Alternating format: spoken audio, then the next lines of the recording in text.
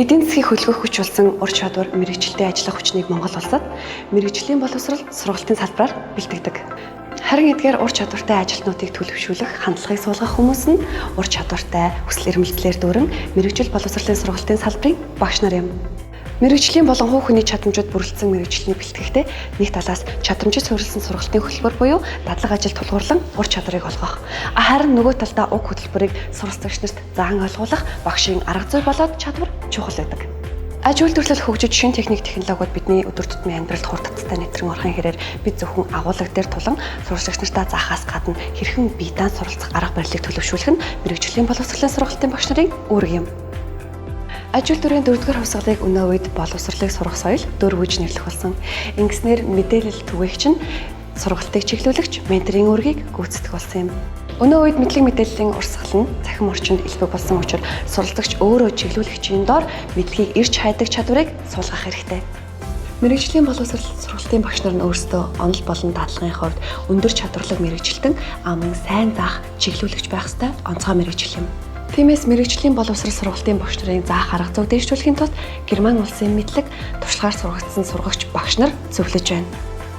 Өнөө үед ямар мэргэжлийн боловсрол сургалтын багш бидэнд хэрэгтэй вэ?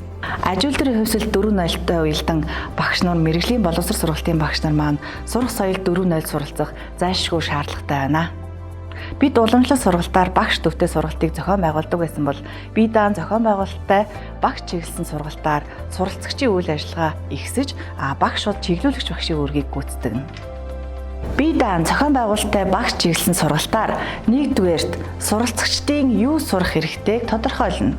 Хоёрдугаарт аж хийх ажлаа төлөвлөнө. Гуравдугаарт хийж гүйцэтгэнэ. Дөрөвдүгээрт хийсэн ажилдаа үнэлгээ дүгнэлт хийх болно. Жишээлбэл бид өмнө сургалтын үйл ажиллагааг явуулахдаа бүх сурагчдад ижил төвчний материал өгч сайн сурахыг эрмэлздэг байсан.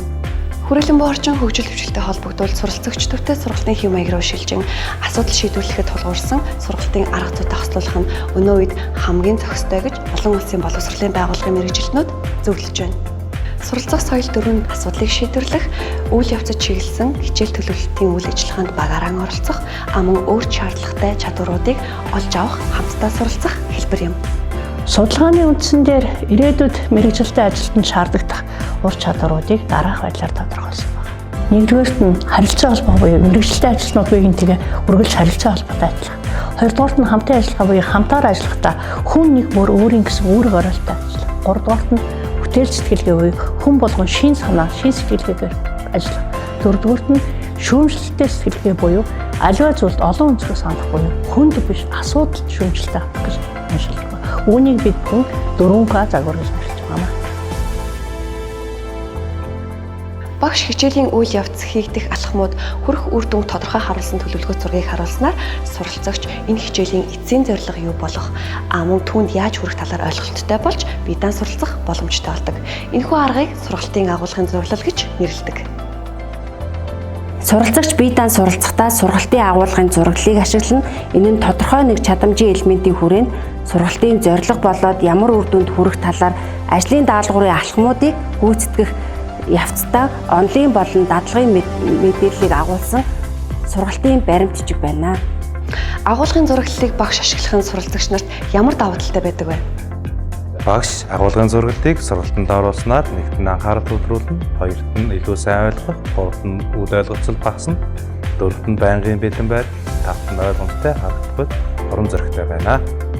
Сургалтын агуулгын зураглал нь бид юу сурах ёстой, зүйлийнхээ талаар хаа яж байгааг тодорхой харуулж байдаг. Энэ нь мэргэжлийн сургалт боловсрол нь онол дадлага аль нь ордог учраас бид энэ хоёрыг илүү сайн ойлгоход тусалдаг.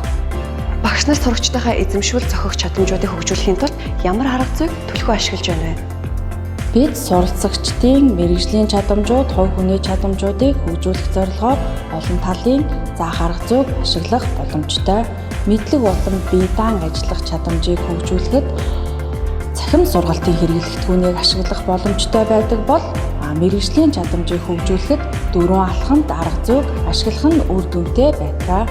Энэ нь нэгдүгээр багш тайлбарлах, хоёрдугаарт багш хийж үзүүлэх, гуравдугаарт дагуулan хийлгэх, дөрөвдүгээрт суралцагч бие даан гүйцэтгэнэ.